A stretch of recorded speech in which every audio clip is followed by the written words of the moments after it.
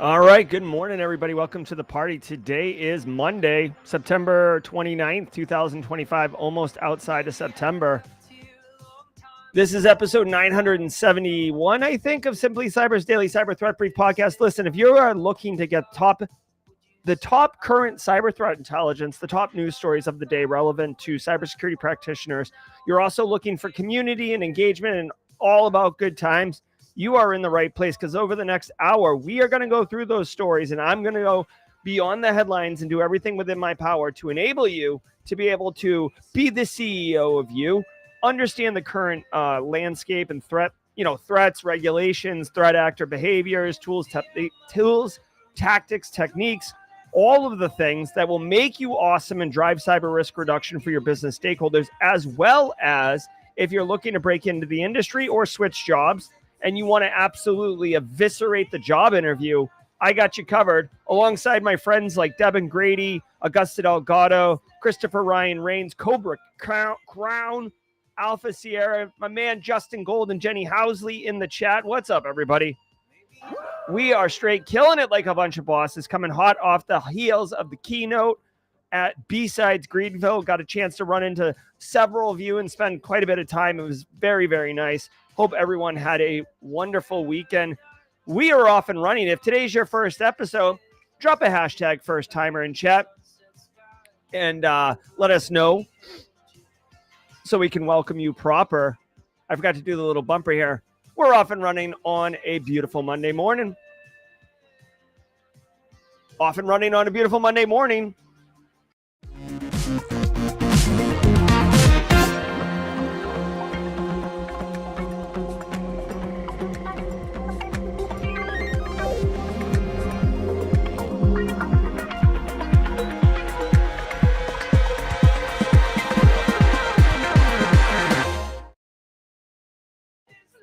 All right, everybody. Hey, did you know that every single episode of the Daily Cyber Threat Brief, including today, is worth half a CPE towards your cybersecurity certification, professional continuing educational requirements? That's right.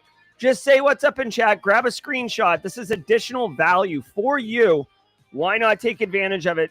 Hashtag, hashtag all about good times. Guys, say what's up in chat. Grab a screenshot. File it away once a year. Divide by 2. That's how many CPs you got. My friend Kayla Sturgeon did the math. She crunched the numbers, got the Abacus out, the TI-85, and you can get up to 120 CPEs a year. That is mad value and just all about good times. I love it. I love it. I love it. Now, I want you to let you know that every episode, I'm very proud, is sponsored. The sponsors allow me to bring the show to you. They allow me to do all the fun things. We only have 3 today. You guys know Barricade Cyber Solutions. Listen, Eric Taylor's been doing a lot of stuff with deep fakes and fun AI stuff, but did you know that his company also has a Fortify 365 solution? So what is Fortify 365? It's quite simple. If you're running Microsoft 365, like the M365 environment, you get all sorts of configurations. Microsoft really lets you get granular with security configurations, but they don't know what you need. You're doing. Ain't nobody got time for that. Ain't nobody got time for that. But you actually might be running at risk. You running with scissors pointed out. You may be the emperor with no clothes on because you didn't properly configure your environment, right? You're vulnerable, doesn't mean you're exploited yet. Go to fortify365.com today. Talk to Eric Taylor and the team. They can help you set it and forget it. Get your Microsoft 365 environment properly secured today. Fortify365.com. Go check it out. Also want to say holla, holla, holla, holla to Anti-Siphon Training.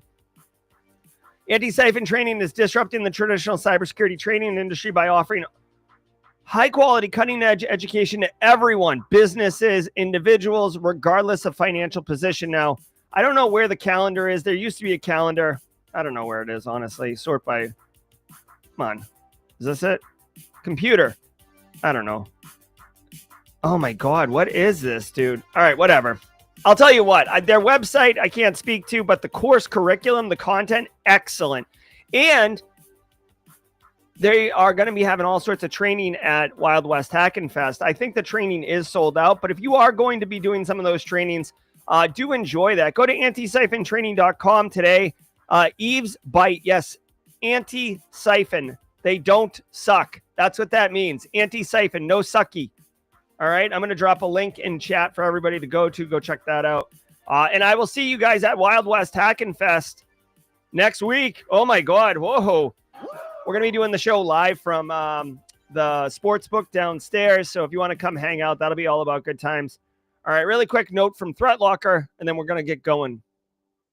I want to give some love to the Daily Cyber Threat Brief sponsor, ThreatLocker. Do zero-day exploits and supply chain attacks keep you up at night? Well, worry no more. You can harden your security with ThreatLocker. Worldwide, companies like JetBlue trust ThreatLocker to secure their data and keep their business operations flying high. ThreatLocker takes a deny-by-default approach to cybersecurity and provides a full audit of every action allowed or blocked for risk management and compliance. Onboarding and operation is fully supported by their US-based Cyber Hero support team. Get a free 30-day trial and learn more about how ThreatLocker can help prevent ransomware and ensure compliance. Visit threatlocker.com/dailycyber.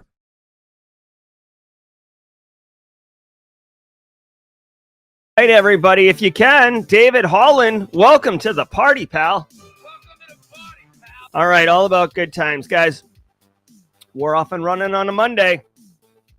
Do me a favor, David Holland and everybody else, sit back, relax, and let's let the cool sounds of the hot news wash over us all in an awesome wave. Note, I don't know what stories, I literally don't know what stories are coming up now because the CISO series website wasn't updated. So I'll be running this, we're running naked here. And stay tuned for the Simply Cyber Community Member of the Week, sponsored by ThreatLocker. Let's go. From the CISO series, it's cybersecurity headlines. All right, here we go. These are the cybersecurity headlines for Monday, September 29th, 2025. I'm Steve Prentice. Dutch teenagers arrested for attempted espionage for Russia. 2 teenagers were arrested by Dutch police on Monday. Oh my God. According to the Dutch newspaper Der Telegraaf, the teens used a Wi-Fi sniffer device near the offices of the European law enforcement agency Europol, as well as those of Eurojust, the Union Agency for Criminal Justice Cooperation, and the Canadian Embassy in The Hague. There are no signs of compromise on any of the agency's systems. David Holland, squad member, welcome to the party, pal. The boys were allegedly recruited over Telegram and were arrested following a tip from the country's intelligence service. All right. So really quick, again, I don't research or prep for the shows, and now I don't even, I'm going to spend the first minute of the show trying to get a website that has the story because CISO series website wasn't updated correctly. 2 17-year-old boys have been arrested on suspicion of state interference. Pro-Russian hackers engaged them, basically activated them. They went to Europol carrying a Wi-Fi sniffer. All right. You can buy these Wi-Fi sniffers on Hack5 and such.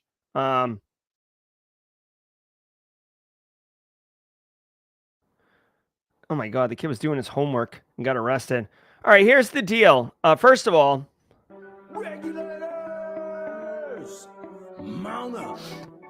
kids these days, am I right? All right, so check it out. Number one, these two, as far as I know, these Dutch teenagers don't know what they're doing, okay? They're basically pawns, if you will. This is not uncommon, right? It's not uncommon for, I guess, sophisticated threat actors, whether they're state-sponsored or criminals, to get, I guess, innocent. I mean, they're not innocent because they did commit the crimes, but to get people enrolled or activated into their criminal enterprise, right? You see it happen, honestly, in in a bunch of different things, but it's not uncommon for sex trafficking, frankly, right? But the idea here is that Russia essentially groomed these teenagers and then gave them knowledge on, hey, all you have to do is turn on this wireless password sniffer and walk by. Super easy. And now you're elite hacker. Ooh, yeah, you can do these things. And I mean, obviously they can manipulate and not brainwash, but manipulate and confuse these individuals and that, whatever, Europol has done some wrong or whatever. And, boom, you're off and running. Russia has done this in the past with political interference, right? Activating the population and causing discord among the population. Remember, Russia's like good at all the hacking things, but they are very good at misinformation, disinformation, and basically activating people. So I would expect to see more of this. Again, Russia doesn't care about these two teenagers, right? It's actually like, again, I hate to be so cold and calculating about it, but objectively speaking, this is a great move for Russia, which is why I would see them doing more of it, because they can activate and get people executing on their mission, on their agenda with no risk to themselves, right? They don't care about these two. They're certainly not going to be hiring, Robert Shapiro and the OJ team to go represent these two Dutch teenagers. These kids are basically out in the wind at this point. I also want to point out, it is quite appealing, dude. The sexy side of cybersecurity, the hacking, the pen testing, the doing all the things, that is very appealing. And when you have someone who's like, oh, you can do those cool things, here's how, I can see it being, attractive to younger people, right? So I would think there's going to be more of this. It's not okay. I mean, obviously the law enforcement knows about these Telegram channels now. I think they're going to try to unravel this. Like, how did these two Dutch teenagers get involved in this Telegram channel? Is there a way up? I mean, obviously the Telegram channel is going to be burned, but I would say this is a great opportunity to be a good parent, educate your kids, let them know that this type of toxic ridiculousness is here, right? It's not, listen, really quickly, because I have kids, so this is important to me. It's not always like, oh, hey, download these Fortnite skins, download this RuneScape crack and get free whatever, and now I own your box. It's not always about that. Remember, threat actors are executing actions on objective. That's the cyber kill chain final step, actions on objective. If the objective is to groom and then get these victims to execute on your mission, then that's what it is. So don't just educate them on downloading cracks and doing dumb stuff. Educate them on like just weirdos and Telegram channels and Signal chats and Discord, DMs. Educate them on all that stuff, okay? Got to protect the kids. Computer adds that this case, quote, marks an escalation to lower-level recruitment cases seen elsewhere in Europe, for example in Germany, where young people were paid by Russian agents to perform acts of vandalism and sabotage on critical infrastructure. Department of Defense announces replacement for a risk management framework. The DoD has unveiled a new 5-phase framework for assessing cyber risks on its networks. Named the Cybersecurity Risk Management Construct, CSRMC, it has been designed to replace the older risk management framework, which is being described now as, quote, overly reliant on static checklists and manual processes that failed to account for operational needs and cyber survivability requirements, end quote. A statement from the department says, quote, the CSRMC addresses these gaps by shifting from snapshot-in-time assessments to dynamic, automated, and continuous risk management, enabling cyber defense at the speed of relevance required for modern warfare, end quote.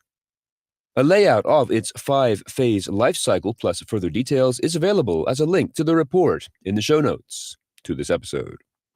All right. Now, two things about this. Number one, I don't do this very often, okay? I'd like to think I'm a humble dude. I am going to take a lap on this one, okay? I'm basically, if you watch hockey, right? Like really any hockey, but you'll see it on TV on pro hockey. When they score a goal, they'll skate by the bench and they'll do like fist bumps across the whole bench, like do. I'm going to take a win on this one, okay? This right here is the DoD or DOW, whatever you want to call it, risk management framework. This is 800-37 RMF in the NIST world. I heart NIST if you want to drop that emote in the chat. Here's the deal. This is GRC all day long, GRC Mafia people. First of all, they're going to update it from like 3-year automated, 3-year check cycles, mostly focused on protection controls, and they're going to revamp it so it's actually much more timely. It's much more, left of boom, like shift left, like securing by design, thinking through operational capability, not just a static set of controls. Okay. Now, why am I taking a fist bump? Okay. Oh yeah. Here we go. Thank you. Here we go. Oh, it's a maple leaf one. All right. Here we go. Oh, it makes me want to download it, BSEC, which really stinks. Oh, it says Winnipeg Jets. I thought it was a maple leaf. Check this out. Is this going to show? No, it's not going to show. Whatever. Okay. Number one. If you work in GRC or want to work in GRC, awesome. I'm super pumped for you. I also love myself some GRC. This is going to be, I had a conversation with AJ Yon last Thursday about this. In order to do this and be doing like automated assessment and auditing instead of 3-year cycles and ATOs and stuff, you're going to have to get into GRC engineering. Okay. GRC engineering, which is like, using scripts to like query into DevOps environments, query into cloud environments for checking, having daily automated checking of controls, make sure they're constantly in place and stuff like that. That's what's up. The other thing that I think drives this most, and this is all of a long way for me to take my victory lap here, they're focusing on cyber resiliency. Woo! I love it. Guys, I have literally been saying for years, we got to call it cyber resiliency, not cybersecurity.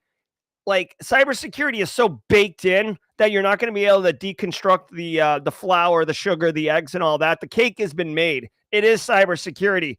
But practitioners who are in the know, it's cyber resiliency, everybody. This is about being able to continue the mission for the Department of War, even when there is operational impact. There are deficiency introduced. There's active attacks against the system. How do we maintain operational resiliency to be able to execute on the mission despite whatever type of adversity we encounter along the way? Awesome. Okay, now let me dunk on this thing. All right. I'm not some fanboy who's like, oh, this is the best. Let's keep going. There are challenges. Okay. Number one, they're looking at design phase, secure by design. Okay. First of all, let's see. 2020 called. CISA is on the phone. They want their initiative back. CISA has been talking about secure by design for years and years. Years. Ron Ross wrote a book or wrote a special publication like a long time ago on secure design. I mean, Jesus, NIST, special pub. Hold on. Now I'm going into the archives. Somebody get me the crates. I'm pulling out some 45s here. Secure by design. Look at this. Secure engineering design. Okay, check it out. 160. Let's see the timestamp on this. Ron Ross, November 2022. Okay, by the way, Ron Ross is awesome. So if you don't know Ron Ross, giddy up on that. Okay. Oh, let's go even further back. Ross Anderson, rest in peace. Security engineering. This dude, I love this guy, by the way. He recently passed away, which totally sucks. We lost a good one. His textbook, Secure Engineering, A Guide to Building Dependent Distributed Systems, has been, you can download it for free, his textbook, or you can buy it online. Hold on, Jesus Christ. I'm sorry. I'm getting annoyed by the technology right now. This is 3rd edition. When was it published? November 2020. Okay. So, like, just believe me when I tell you, secure by design, this is not innovative. The Department of War is not inventing the wheel here. Okay. We've been trying for the years. And I just want to say, first step out the gate, you're going to fall on your face. Doing this is not easy. We've been trying to do it for years. And the Department of War saying, oh, going forward, we're doing this as step 1. Like, good luck. Okay. It's not going to happen. All right. Like, I love you. I mean it. I appreciate it. Good luck. But, you know, I'll tell you what, listen, this is basically all about automation and dynamic testing of controls. Like, at the end of the day, that's what it is. Okay. It's basically SOAR for GRC. Now, let me just break you off something. Okay. I worked in federal IT. I worked at the United States Marine Corps for a number of years. Okay. You may not know that. Go Marines. I got to tell you right now, if you try to stop a PM or a program manager or a system manager from deploying a piece of tech to the warfighter because a control isn't in place, that's not going to get you very far. They're going to mush your face and just sploosh to the side. The Marines will try to go along, but the second you introduce some type of adversity and you say like, oh, this is a deal breaker, they're going to say, that's cute, move, right? The whole thing of a Marine is to overcome adversity, right? And I'm not just calling them, I am calling the Marines out, but this is going to be true for all of them, all the military branches, okay? So I appreciate this. I do think this is a modern, fresh take. I do think that this is in tune with where we need to be as an industry and the ability to protect these national security systems from threat actors who are trying to get after us. But I will tell you, this is not going to slow down. Like, they're talking about getting ATOs at the design phase. Come on, bro. There's a thing called interim ATO, and they'll throw those things all over the place in order to get a system into the field. Buddy, if we are in a forward operating base and we have access to this drone that you can just whip and it goes in unalives the entire enemy base, but there's no control on it, there's no multi-factor authentication onto it, you think that's going to stop them from throwing it? Hell no. I'm just telling you to be real, dude. I worked in this space. Like, this is cool for GRC people, but, you know, ride the lightning. You're not going to be a gate. You're just going to be a complementary piece. Fake Microsoft Teams installers deliver Oyster malware. Hackers have been using SEO poisoning and search engine advertisements, also called malvertising, to, quote, promote fake Microsoft Teams installers that infect Windows devices with the Oyster backdoor, providing initial access to corporate networks, end quote. Oyster malware, also known as Broomstick and Cleanup Loader, is a backdoor that first appeared in mid-2023 and has since been linked to multiple campaigns, providing attackers with remote access to infected devices, allowing them to execute commands, deploy additional payloads, and transfer files. Organized ransomware operations like Ricida have also used the malware to breach corporate networks. All right. Oysters. I had some oysters at Jones Fish Company or whatever out in Greenville. So if you're a part of the Greenville crew, Code Brew, John Hoyt, upstate folks, go check out that Jones Fishing Company downtown. It was delicious. Okay, check it out. Threat actors are going to threat act. They're using SEO poisoning basically to make results. Hey, Microsoft Teams installer, Google results come back, and then you download malware. Oh. Let me try this. DJ BSEX real-time producing. All right. I'm getting tech support in real time. This is what you need to do with your search engine results if they're sponsored. Yeet. Throw them. Chuck them. All right. I'm super pumped that we got this back. All right. Check it out, dude. Just educate your end users on making sure that downloads are appropriate. This isn't actually sponsored posts. This could be a legit search result, but because of search engine optimization, it is near the top. Guys, at the end of the day, what I would say is, you know, a cybersecurity awareness month is next month, just in a few days. And if you have an opportunity, guys, this is a great one. Tell your end users only download software from official websites, and let them know, hey, somebody can make it look like the real Microsoft website. That's not impossible. You can like literally rip source code and make it look like the real website. So look at the URL, or even better, how about this? A lot of organizations will make a resource page with official links or official installers. Oh my God, how's that for an idea? So if you're a slightly larger organization, you can have a SharePoint or something and say, hey, employees, if you need software, here's all the official loads. Good luck. All right. Huge thanks to our sponsor, Nudge Security. Here's the thing. Your employees are signing up for new apps, sharing data, and connecting tools together often without anyone knowing. And AI adoption is accelerating this trend. What if you could continuously discover when people start using new apps or sharing data, and then prompt them with security guidance right when and where they are working? At Nudge Security, they call that securing the workforce edge. Instead of trying to control everything, which, let's face it, is impossible, they give IT and security teams the visibility needed and automation to guide employees towards secure behaviors. The result?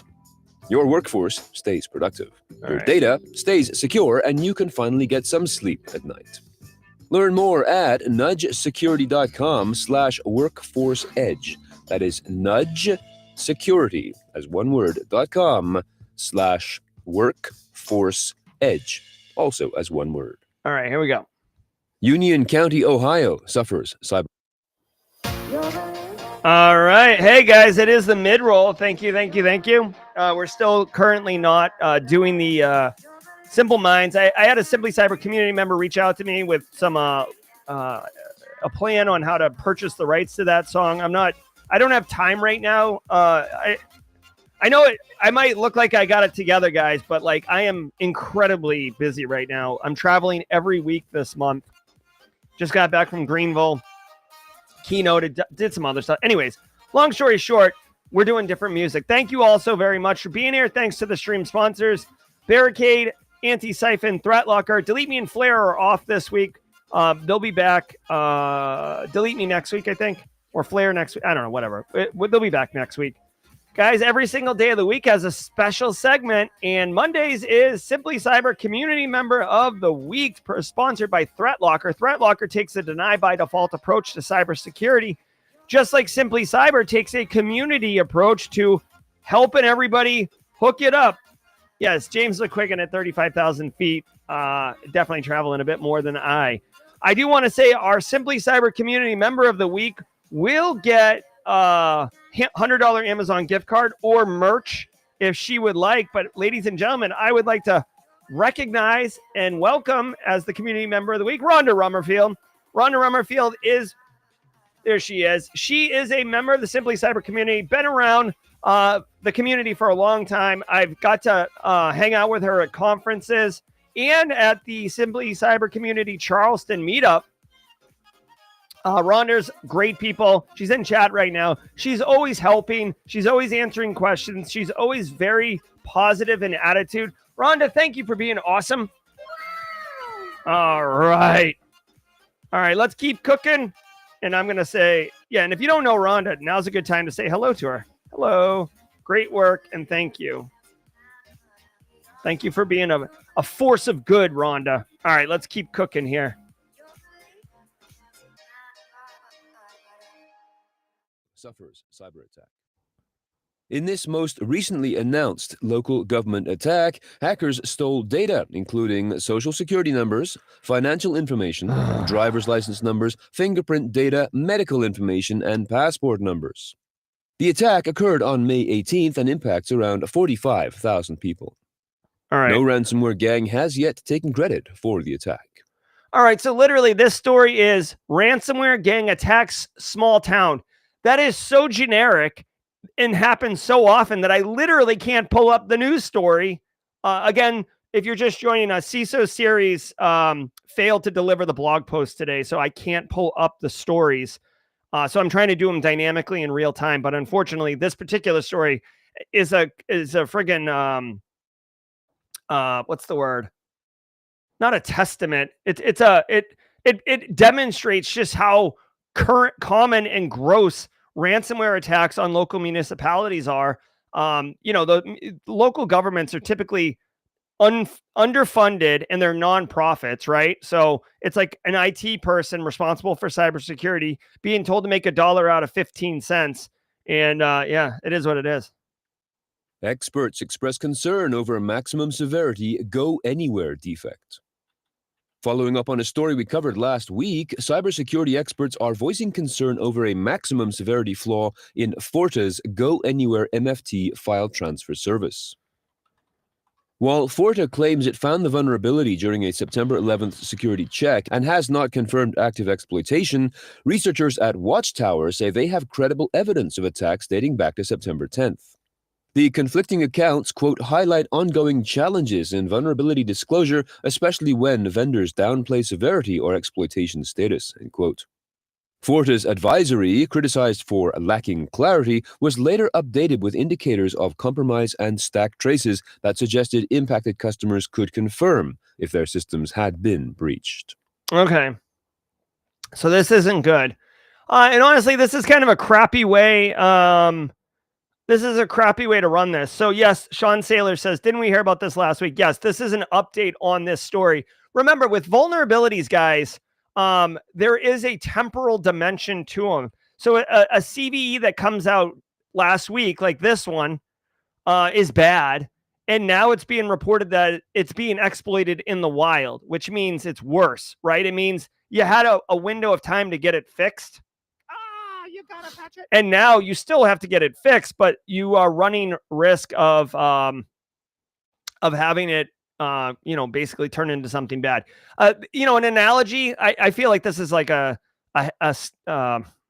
stupid human skill I have of making these analogies. But the analogy that I would use is like, think about like pizza. You order a pizza and it comes in piping hot and fresh, and you're like, yes, I'm going to have some of this pizza.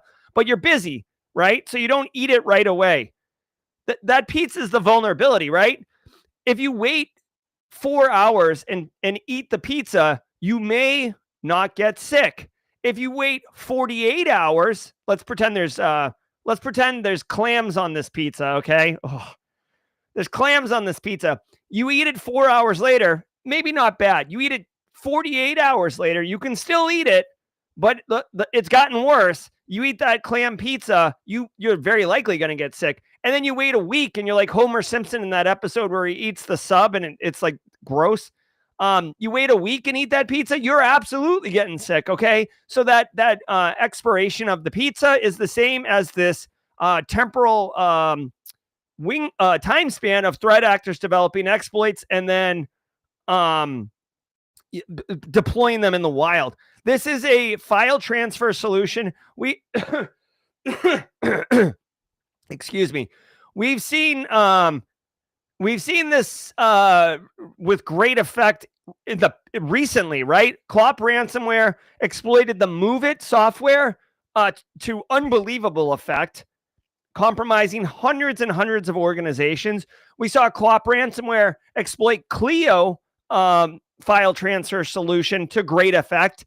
And now I don't know what the threat actor is, but the Go Anywhere file transfer solution is getting exploited. Okay, so first of all, that's your lesson here on vulnerability management and the dynamic nature of vulnerabilities and their severity to your organization.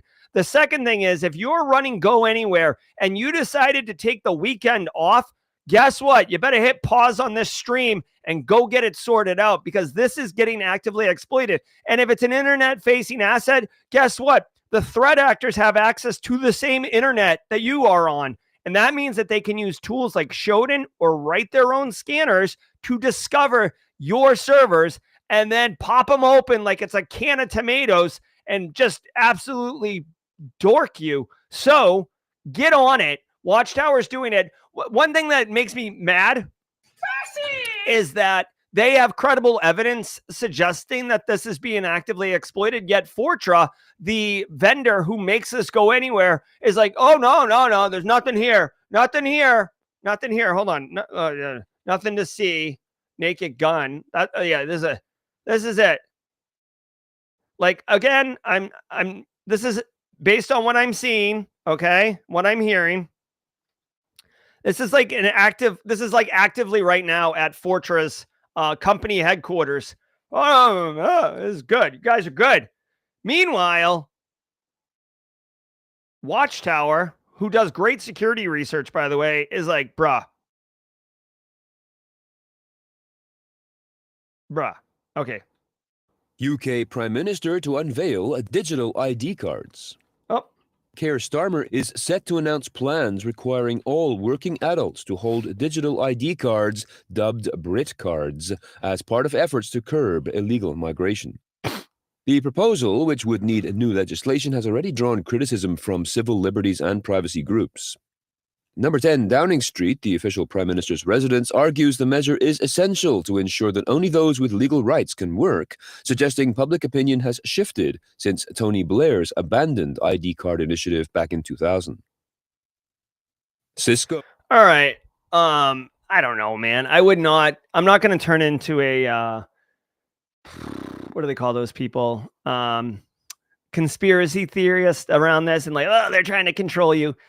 Dude, we live online. Everybody's wicked digital. I mean, my wallet, quote unquote, my wallet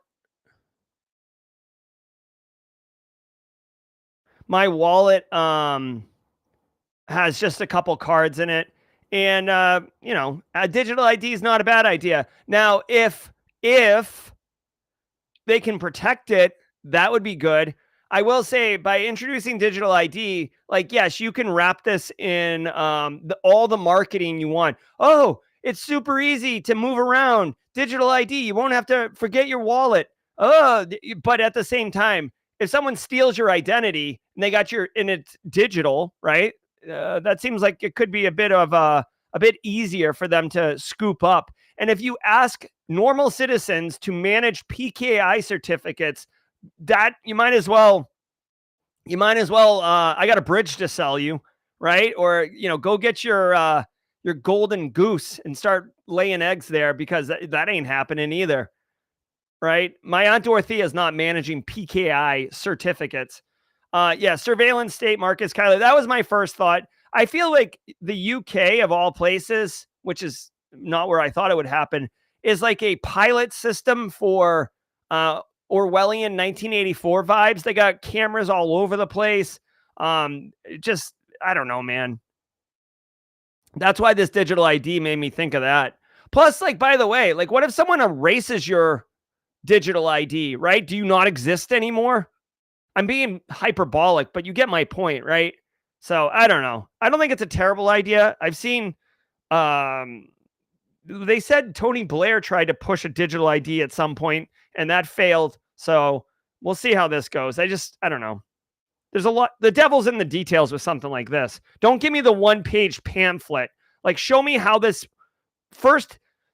Okay. I'm sorry, really quick. Hold on one second. The whole thing with, digital IDs and certificates around you that you have to realize is that it's very difficult to manage.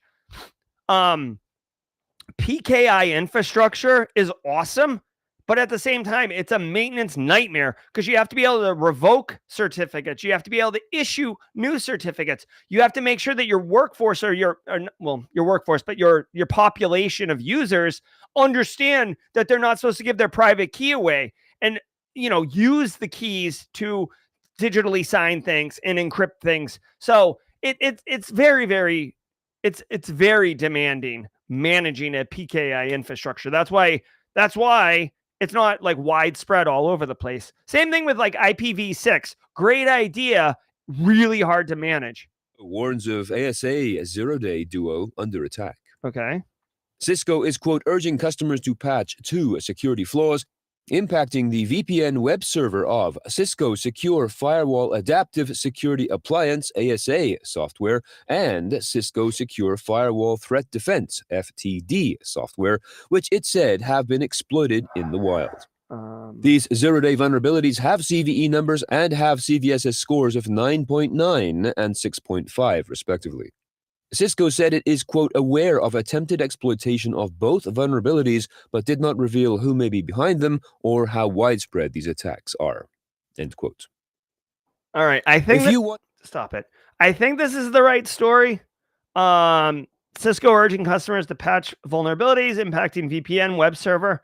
So, okay, I mean, this is like a buzzword bingo here. So the VPN concentrator, apparently there's some like front end piece of it, either to manage it for the administrators having a web panel console or for end users to connect into the VPN. Maybe it's like you click in there or something. I'm not entirely sure. But the TLDR is there's a web server element to it, which means it's got a listening service. And this is part of the Cisco Secure Firewall Adaptive Security. Oh, ASAs. Okay.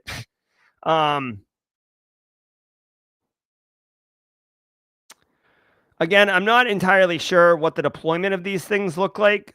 So, I mean, obviously, I would think a ASA firewall would be internet facing. The firewall threat defense, that I'm not entirely sure. Again, it says firewall, so I would imagine firewalls don't have to be internet facing, right? You can have network segmentation in your environment and have firewalls deployed. So that doesn't necessarily mean a guaranteed uptick. So user supplied input isn't properly validated. Honestly, this is input validation is actually not that difficult to fix. You just do a check before you push it to the system for processing. The patch is already here. So yeah, you got to patch it. You got to patch it. And then another input validation issue. Attempted exploitation is happening, but they don't want to reveal who's behind it. Okay.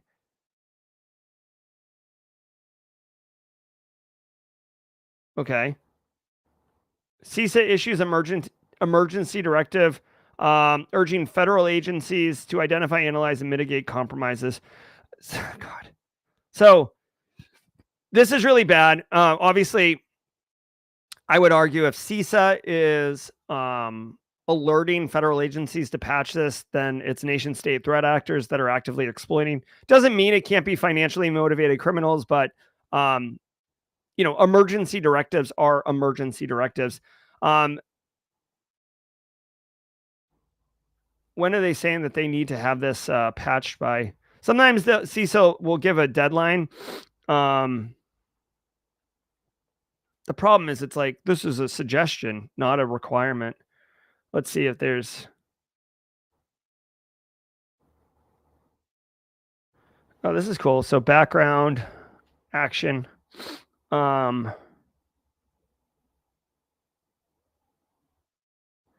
right. So this is interesting. So 2 things. Number 1, CISA's provide here. I'm going to drop this in chat. If you're running these Cisco ASA firewalls or firewall threat detection or threat detect, whatever it is, hardware appliances definitely do this.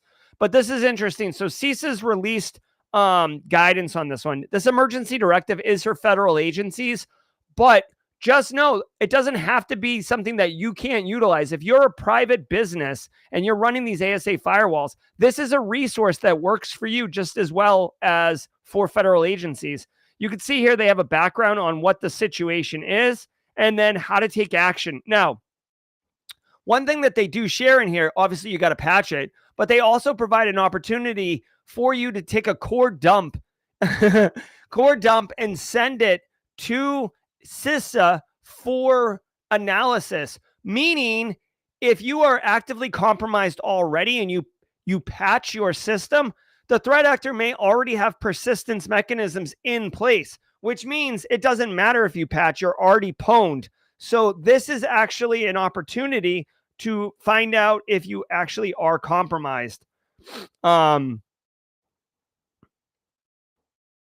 I don't know if CISA is going to do an analysis on non-federal agency core dumps, but yeah, I would, this right here, in my opinion, and you can fight me if you want to, in my opinion, this is definitely one of those situations that you want to stop the show and go get this fixed like ASAP. Okay. This is where you cash in your political capital chips with your IT counterparts or your networking team. And you say, yo, listen, this is important. Like, this is go to the CIO and say, hey, listen, or depending on your org structure, right? Maybe you have to go to your boss. They go to your CISO and the CISO goes to the CIO, whatever it is.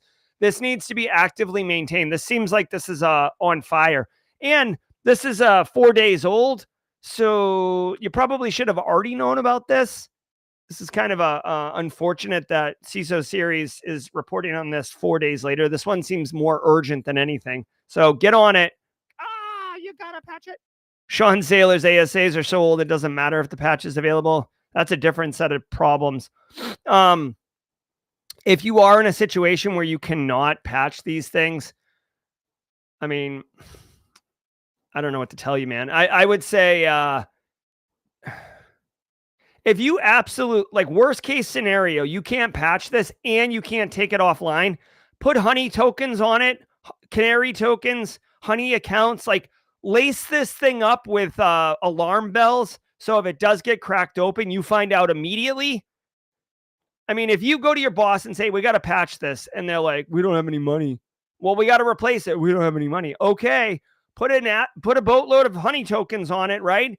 And as soon as one of those tokens gets activated, meaning a threat actor downloads it and tries to log into a move laterally using those credentials, or they download and open a PDF or an Excel spreadsheet that says password list that was sitting on the network device, then you can go to your CIO and say, listen, we actually have nation state threat actors in our environment. Would you like to find some money now?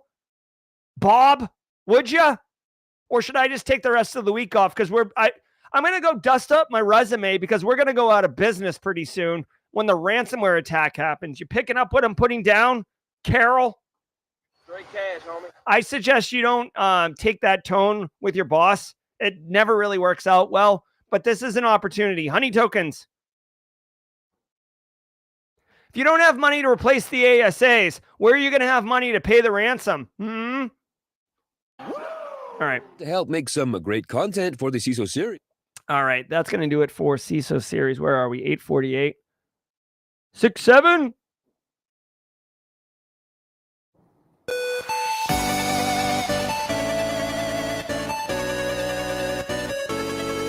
All right, y'all. Holla, holla, holla. Looks like we ended a little bit early. That's all good.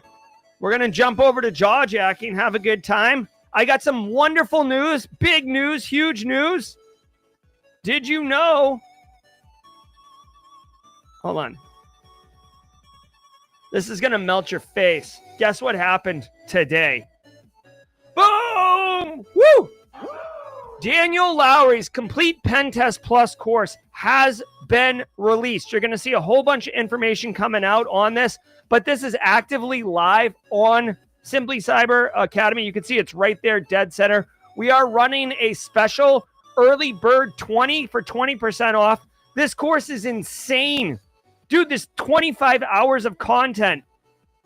Everything you need to not only be entertained, but educated fully to be well-informed on penetration testing, as well as very, very set up to pass the Pen Test Plus. But it's not just about the cert. It's also about the knowledge.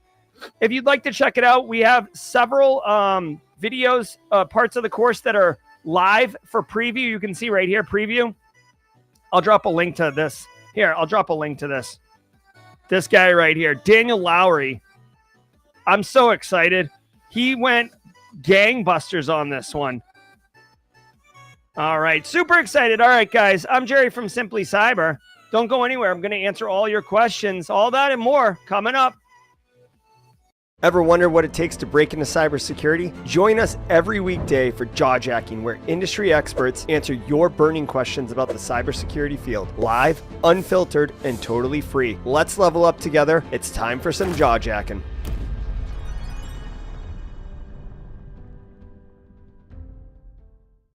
All right, what's up, everybody? Welcome to the party. My name is Jerry Guy. You can tell by the glasses.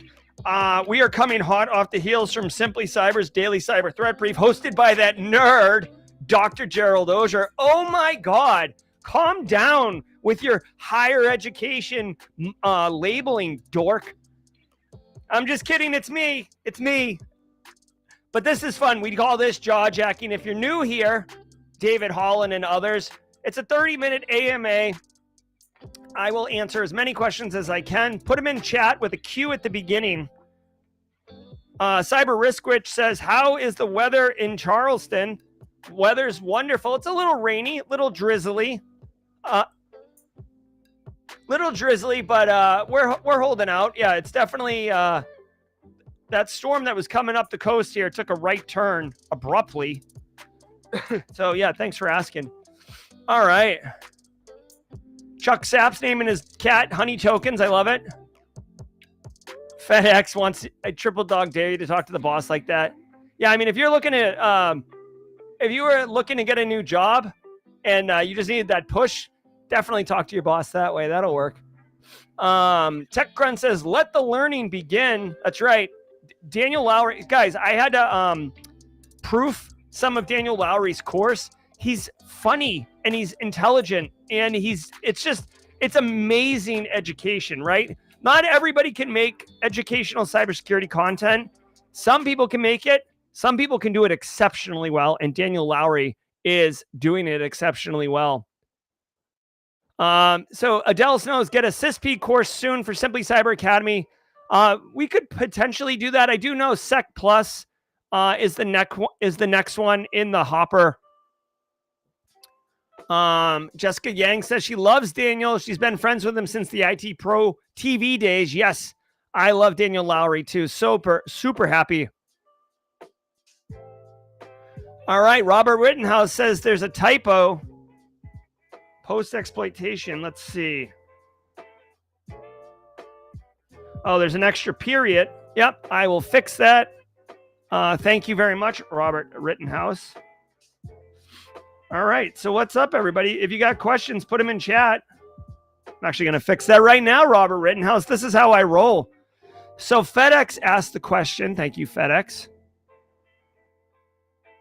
How was your B-Sides weekend? Orlando was busy. You know what's awesome? My sister-in-law was at B-Sides Orlando. I told her to look out for some Simply Cyber community people. I don't know if she connected with anyone. I'm not going to dox her. I'm not going to dox her right now, but if she's listening, I hope she had a great time too. Yeah, my weekend was awesome. So for those who don't know, I had the privilege, opportunity, pleasure, honor to be the keynote speaker at Simply Cyber at B-Sides Greenville. In Greenville, South Carolina. So that was really awesome. B-Sides Orlando, the footage looked good. Guys, I love the vibes of B-Sides. Mike Holcomb, who is the director of B-Sides, very gracious, very welcoming. Parking was great. I got to see Code Brew. I got to see Devin Grady. I got to see Chris Trainer. I got to see a lot of people, frankly. Some Black Hills people were there. Lacey from Unit 42, got to meet him, which was nice. So I made some new friends. I connected with some old. B-Sides is great. Carrie says the new pen test doesn't have any veteran discounts for the new course. You can get 20% off, Carrie, right now with code EARLYBIRD20. Alice Grimm says, tell me more about Daniel's course. Sure. Okay. Really quickly. Let's do that. Thank you.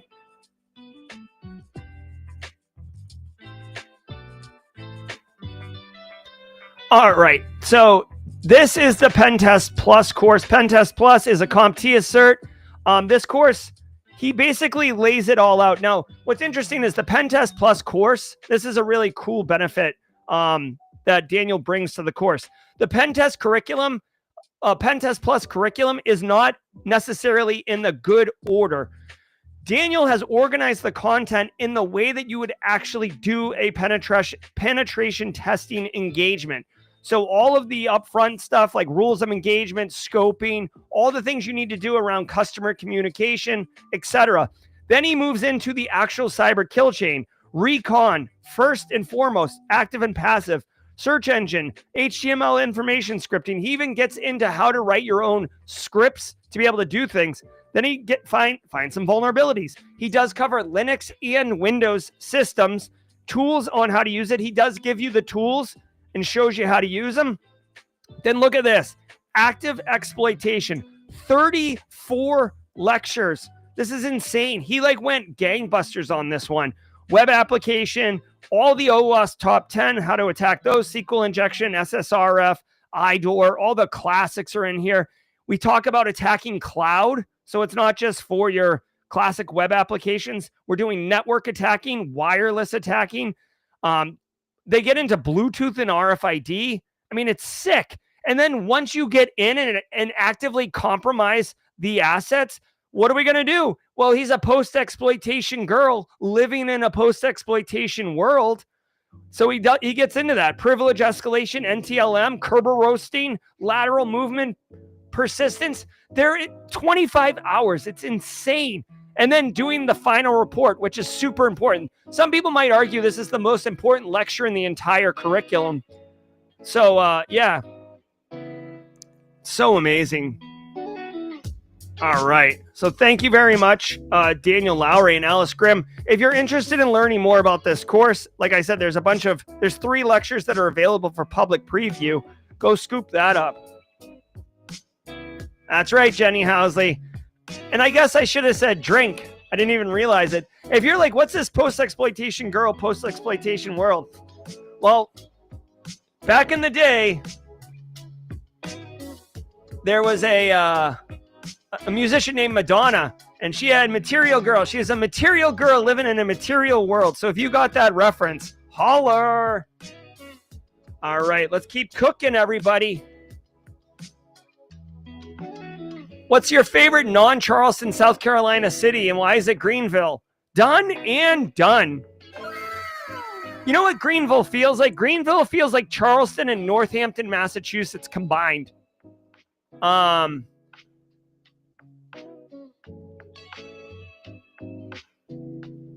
FedEx says he does stand up to his boss. Yeah, standing up to your boss is great. Speaking the way I was speaking earlier, where you're like, do you think that's a good idea, Bob? Are you going to spend some money now, Bob? Like that you're just being aggressive.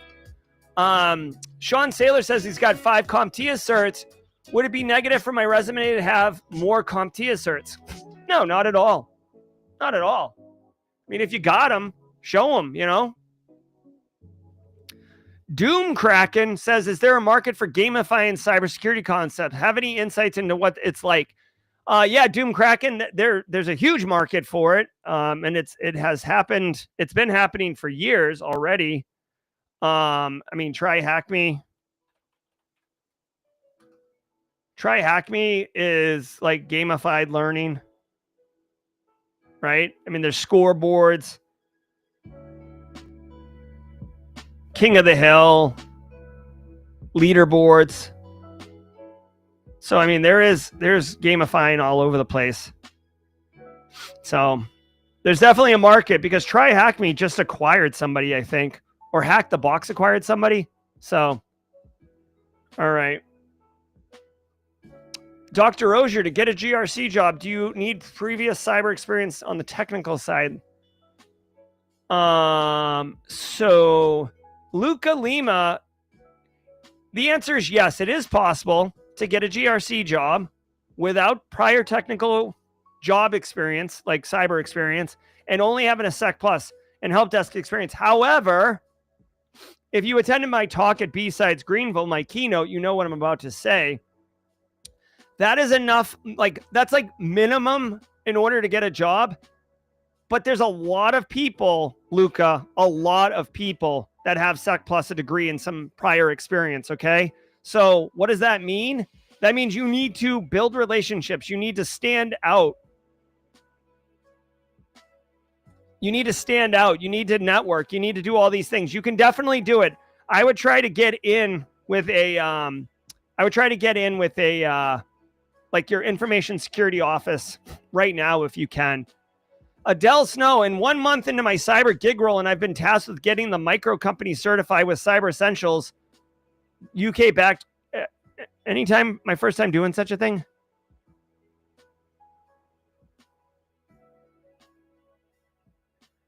Hold on. I don't understand, Adele. Are you saying you have to get a certification, or you're trying to certify, you're trying to like secure a small company to some standard called Cyber Essentials UK? So let me see this really quickly. I'm gonna help you. This sounds fun, but oh my god, Cyber Essentials, UK Gov cert.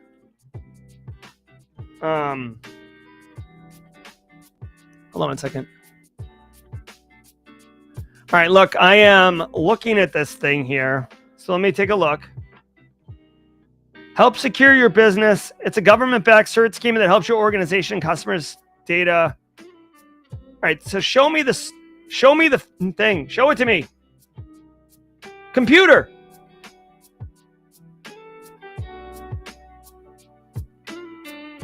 All right, hold on. All right, so Cyber Essential. So we're answering Adele Snow's question here about Cyber Essentials. It's a self-assessment questionnaire. Answer a series of questions and go. All right, so you're gonna, if you get funded, how big's your company? I guess you said micro, so 0 to 9 employees. The thing is, what level are you trying to get to? Like, it's hard.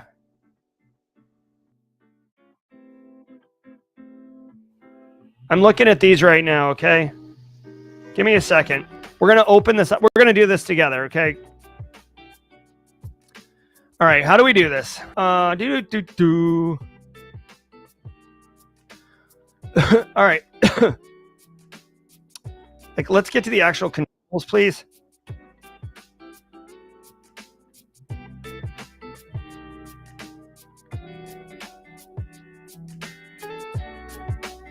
All right, here's what I would do, Adele Snow. And everybody who wants to do this. Number one, I would download this self-assessment prep booklet. I'll drop a link to it. Adele Snow. All right, so add Adele.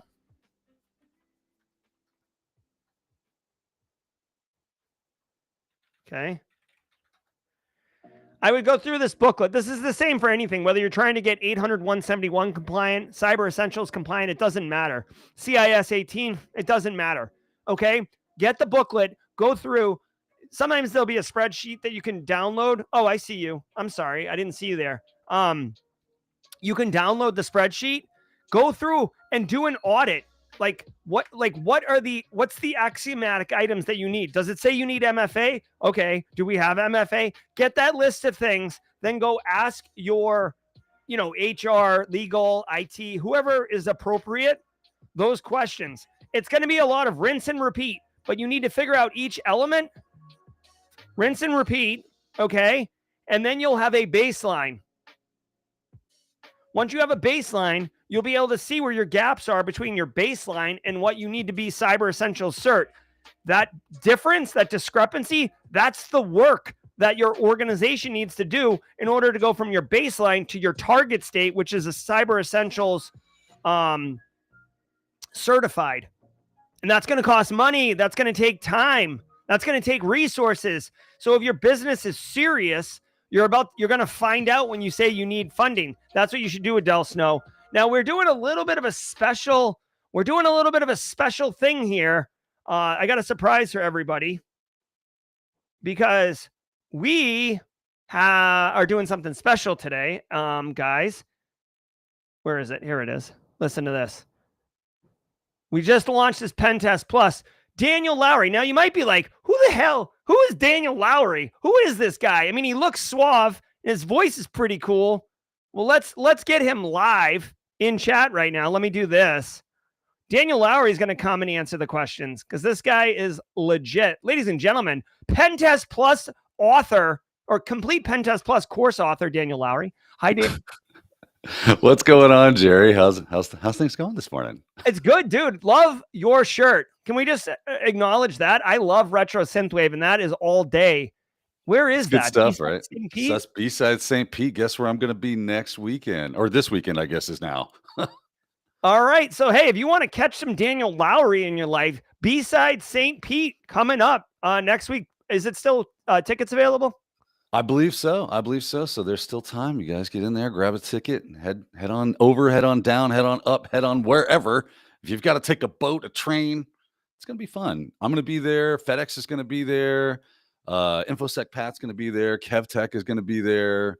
So we all kind of hung out in B-sides Orlando this weekend. You were in B-sides. It was a B-sides weekend for just about everybody, wasn't it? It was a B-sides weekend. It was awesome. I loved it. I hope you had fun too. The B-sides are always good. B-sides Charleston is the week after Simply CyberCon. So it's good. Daniel Lowry, many people in the community know that you've been busting your hump on this course. It finally went live today. We are offering 20% discount to everybody with Early Bird 20 just for this week only. All right. What do people need to know about? Huh? Act fast. Act fast. Tell people what should they know about this course? So this course obviously was meant to prepare you for the latest version of the Pentest Plus from CompTIA, the PTO-003 exam specifically. Now that's cool if you're if you're thinking, you know what, I don't really want to get Pentest Plus, but you're just looking to get some red teaming pen testing knowledge. Well, you can just do that as well. I try to make my courses to be extremely comprehensive and not just a speak necessarily and strictly specifically to the objectives that you get from CompTIA or whatever certification exam I might be speaking to. And I do make skills based courses as well, but my guiding star behind how I make a certification course is treat it like a skills based course. Like I'm trying to get skills into your heads and hands that you can actually use and will be pertinent for you in the job role, not just for you sitting the exam. So that's the kind of the way I roll. And hopefully that is useful for everyone out there. Yeah. And one thing that I did not know that you did mention, and I shared it with the community earlier, is that you've actually organized this, not the way that the cert is set up, but the way that someone who's actually going to do real pen testing would approach it. Yeah, CompTIA, they're just trying to make an exam. They're trying to, and they did an okay job, to be honest with you. I didn't have to deviate too far, but there were some places where they had, doing things to Active Directory from the insider's point of view. So if you were doing like an assume breach or assume compromise type of test, it didn't belong where they had put it, which was initial compromise. I'm like, no, that doesn't go there. So there was just a little bit of a shell game I played with how they had organized some things. And I made it more like, hey, this is where you start. You start with the pre-engagement stuff where you do an ROE call, you figure out what your clients need, then you do scoping, MSAs, all the fun administrative tasks that go before anybody touches anything inside of anybody's network and does stuff. So then we move into, okay, now that we got we got the paperwork filled out. Now we're going to follow that and use that as our guiding star for, hey, I got to do some OSINT. I got to do some recon. I got to start doing active and passive reconnaissance to pick up those things, host discovery, then move into vulnerability assessment. And from there, now that we have the network mapped, we've got some vulns mapped, it's time to start trying to poke at things and see if we can make some exploitation. So that moves you into the exploitation phase. From there, we do get into post-exploitation just a bit because it is pen testing. And when it comes to pen testing, a lot of times you just kind of sit at the part, okay, we were able to exploit and we just have some proof of concept on that. We take our screenshots, we write up the narrative, we put that in the report. Post-exploitation is going to be more into the red teaming side of things, but CompTIA in their infinite wisdom did add that. So we do cover that as well to get into some post-exploitation because as Jerry says, when you're living in that post-exploitation world and you are a post-exploitation girl, you gotta run it down the hallway and see how it works. So we're gonna have some fun. Like you said, we're gonna do curb roasting. We do some NTLM attacks as well. We go into the Linux side of things.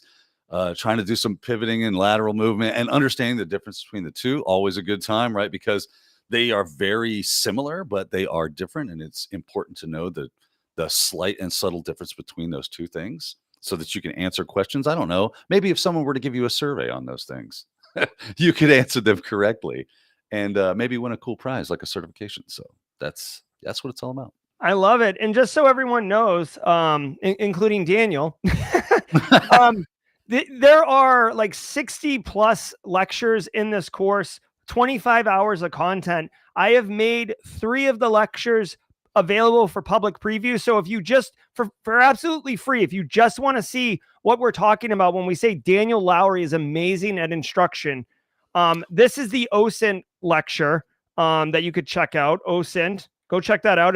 You just take the link. It'll take you right into the lecture and the course and all that. And then I did a post-exploitation one, Windows Privesk, if you'd like to check that out. So very technical, very, very involved, but very well done. And again, if you know Daniel Lowry from his previous experiences building courses, you know how awesome it is. So Daniel, like super pumped. Super pumped. If you have any questions about the Pen Test Plus course, we'll keep Daniel Lowry right here. You're going to stick around, right? Yeah. I'm here. Let's do it. All right, cool. All right, we'll keep the questions coming, but let's get some questions in here. I love that shirt, bro. I really do. All right. Let's see. Do you have any advice on helping myself transition to leadership? I got my CISP and been doing security engineering for 4 years now.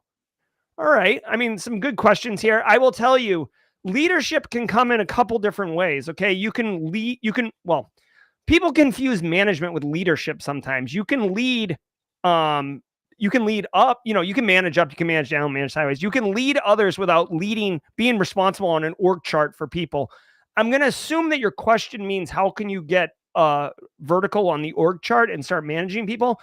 What I would say is if you want to transition to leadership, 2 things. One, like this is going to be ridiculous, but it's true. Start dressing like the leadership at your business, right? You need to be seen as one of them. So if they wear suits, start wearing a suit. Doesn't matter if you're a firewall engineer. I know it sounds stupid, but it will work. You will start being seen as that. If they wear polos or whatever, and most people are wearing black shirts with like cyber stuff like Daniel and I right now, start wearing polos to work, right? You might get chastised by your coworkers, but guess what? When you're in the meetings, they're going to look right at you and see you as, oh, this guy's got leadership written all over him. Okay. Number 1. Number 2, start, I don't want to say start thinking like a leader, but like have perspectives, bring thoughts, get prepared for meetings and bring kind of like strategy type concepts, right? So say you're working on like a project rollout or something like that.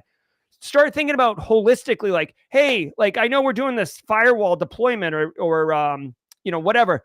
Have we thought about a communication plan for how this will affect the workforce? Or have we thought about a communication plan or developing SOPs for help desk to be able to handle this when it goes live? Like just things like that are more bigger picture leadership type things than like, oh, like here, turn this wrench or push this button.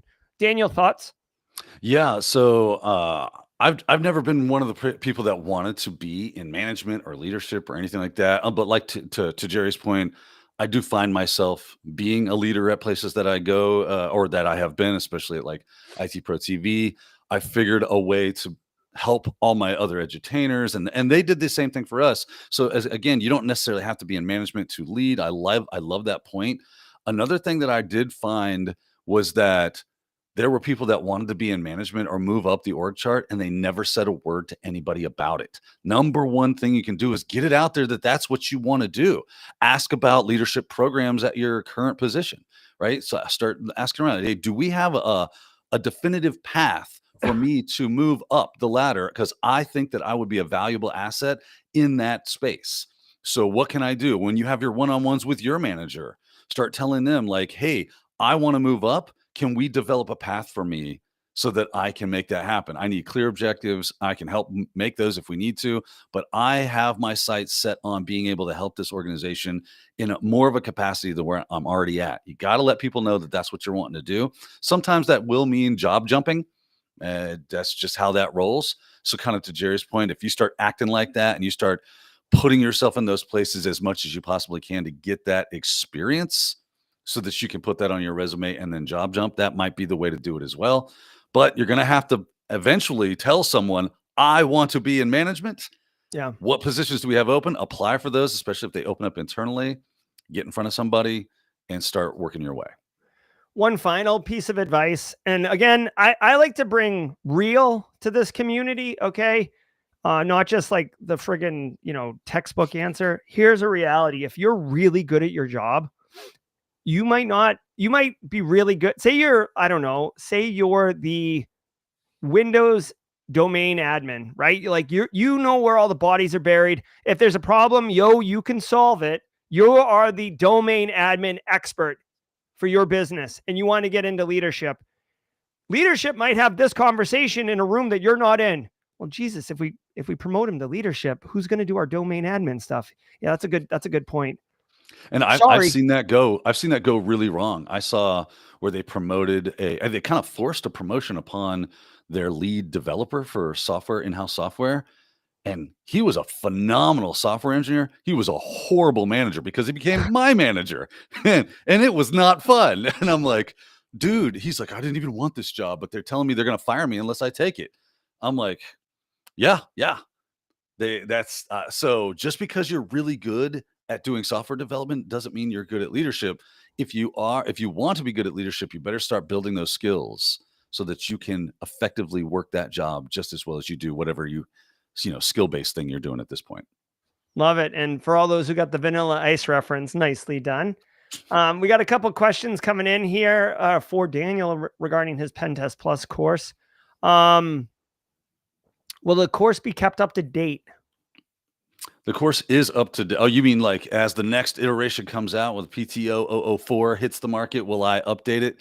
Yes, I will. That will be my goal, is to, if I'm going to be creating courses as the new ones come out, I sit down with them and go, okay, how can we update this? What are the deltas that have changed or have been taken away? What's new? And revamp the course and set it back out there. Yeah, so that will be my goal. As a follow-up, he wants to know how many monsters he'll have to consume in what sequence. For those who don't know, Daniel Lowry drinks a lot of Monster Energy, and this is an inside joke for that. So I love it so much. I have to cut back. It is not good for my health, but Pat Gorman was given a whole like get jacked or get hacked talk at B-Sides Orlando. He's like, you can get another job, you can't get another life. I'm like, why do you cut me so deep? It's funny because it's true. Yeah, I'm gonna go cry now. Terrence Tech says, is it good to list companies that you worked for within the past 7 to 10 years on your resume, even if the business closed down? Daniel? If it's pertinent to the job, if like what you did there, like unless you were directly a reason why they are no longer around, then I'd probably leave that off. But if you weren't, yeah, you did the job, you did the role, you got the experience. Whether or not that company ran itself well and is still around, that's not your faults, right? You did the job, and you can say, these were the experiences that I had there. Here's what I learned. Here's the pros and cons that were at that job. If it is something that directly is associated to the job you're going for, I would. Love it. I absolutely would also. There's no reason not to. Rob says, how specific should I be on my resume about tools? Should I say something generic like XOR platform or something explicit like Palo Alto Cortex? For me, honestly, I would say I would probably put both. You know what I mean? Like Palo Alto Cortex dash XOR platformer or something along those lines, because you run into the chance that someone doesn't know what Palo Alto Cortex is. They don't know it's an XOR platform. You also run into a chance where, we are a Palo Alto Cortex shop. Like, this is great. Like, they have experience using the tools that we have. So I don't think I think you should do both. Okay. But make sure that you're using impact statements on how you used these platforms to deliver value to the business, not just that you have them. All right. Again, really quick, we're taking questions right now. So if you're just joining us, that's Daniel Lowry, author of the Pen Test Plus course that just launched on Simply Cyber Academy. Early Bird 20 is the code you can use to get 20% off. And as I mentioned earlier, you can actually preview this course. There's 3 lectures that are available for preview, including the first lecture, which is overview and expectations. So I'll drop a link in there if you're interested in sniffing that. There we go. I'm going to drop that in there, and then I'm actually going to pin it.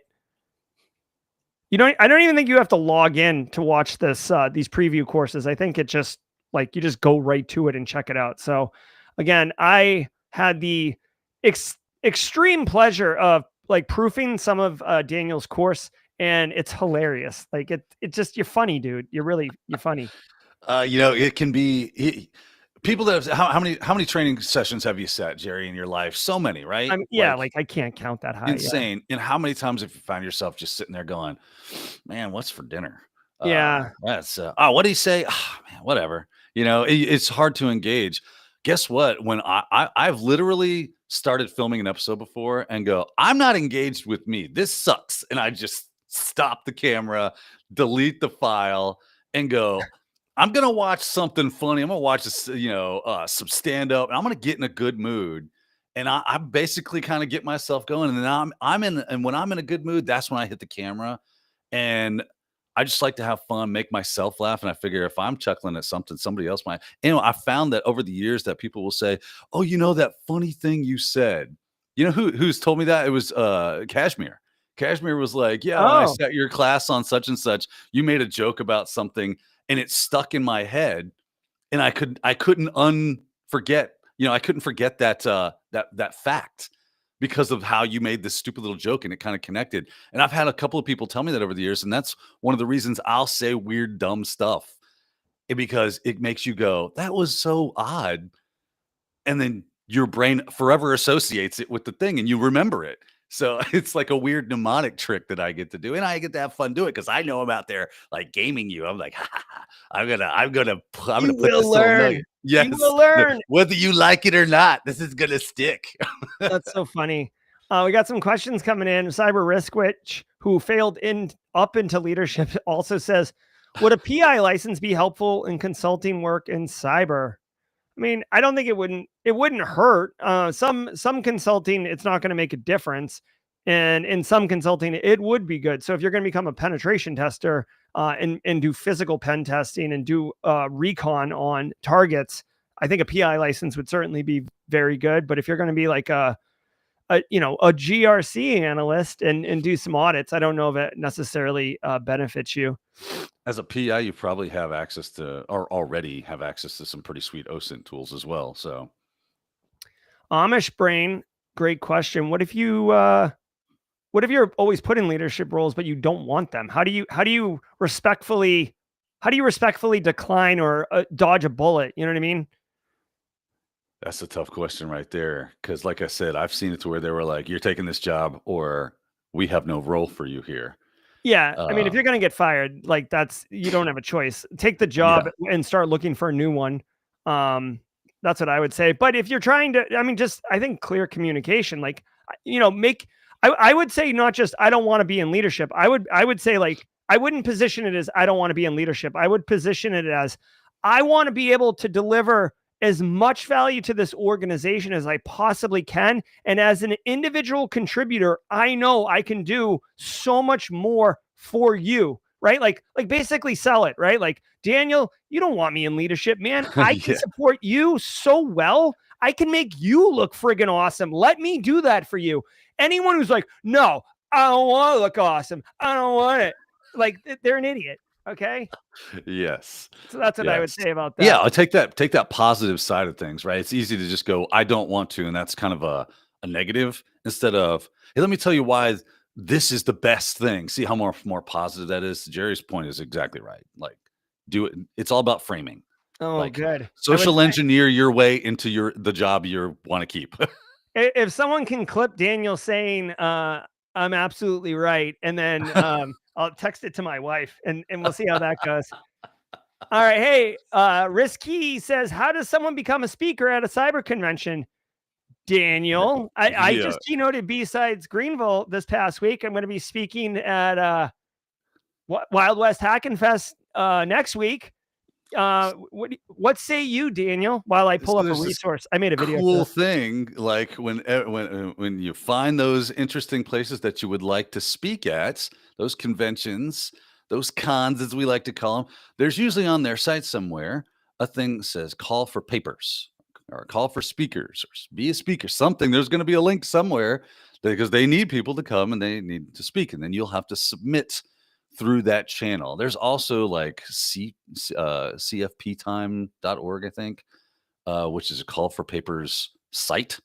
So if you want to kind of get into the big time of, hey, just give me all the call for papers that are available, and then you can kind of more easily peruse and find places that you would like to speak at.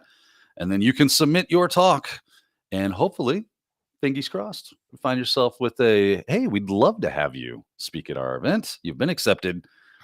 And they get it all worked out, and you get your travel dates and have a good time. So Risk Key's follow-up question probably is, well, how do I submit my first CFP? Well, I got you covered here. We got a video for that. I made this video. It's a step-by-step follow along on how to get an idea, how to write the CFP, how to find them, how to deliver them. Again, I think this is an amazing video. It doesn't perform well for some reason. My content just, it slaps for those who find it, but this is that video. I actually made it its own individual produced video here. So I'll drop a link to this one, Risk Key, but I literally take you step by step. In fact, if you are a Simply Cyber community member and you're here right now and you followed this video to submit your first CFP, because I know there are several people who did that, let us know in chat what your experience is like. I'm going to do @Risk Key here. Submit your first CFP. It was kind of funny at B-Sides Orlando this weekend. They had an untalk, I guess they called it, in the unspeaker room or whatever, or the untrack. And you just signed up. You just put your name on. You did a 15-minute talk. I thought it was a really good idea. It's kind of like a pop-up talk where you just jump in and do something and get some kind of like, get over those jitters, get over that, like, I'm scared to do this. I don't have anything to talk about. Well, stinking FedEx was like, you're doing this. I was like, what are we doing? He's just dragging me over to the board. He's just like, write your name here. And then he InfoSec Pat, James McQuiggan, I forgot James McQuiggan was there. He was phenomenal. Had such a great time hanging out with James McQuiggan this weekend. And we kind of did like a little panel talk and we took 30 minutes because there were 4 of us, but it was a great fun time. And I would suggest anybody, and correct me if I'm wrong, Jerry, but there's another con coming up real soon, Simply Something Con. Yes, so it's on the tip of my tongue somewhere that they're going to have something similar to that, correct? Yeah, I'm glad you bring that up, Daniel. SimplyCyberCon.org. You can go right now. We actually, one of the tracks, so the CFPs are already done. We've got our speaking tracks done, but I'm actually doing what I call pop-up workshops, and you can do a 15-minute talk. You can do a backdoors and breaches seminar. You can be James McQuiggan and do a thing. I'm thinking about doing a pop-up LinkedIn resume roast, but we will have the exact capability Daniel's talking about at at Simply CyberCon. And we are, I'm excited because like basically we have track 1, track 2, and then we have the chill out room, and the chill out room is going to have like a Magic the Gathering commander table, the pop-up workshop space. I couldn't get lockpick people, but there'll be space for the CFPs. There's 2 CFPs, CTFs, capture the flag, cyber games going on. So yeah, go to simplycybercon.org for more information. Thank you, Daniel. All right. We are still cooking here. We got about 1 more minute. So drop your questions.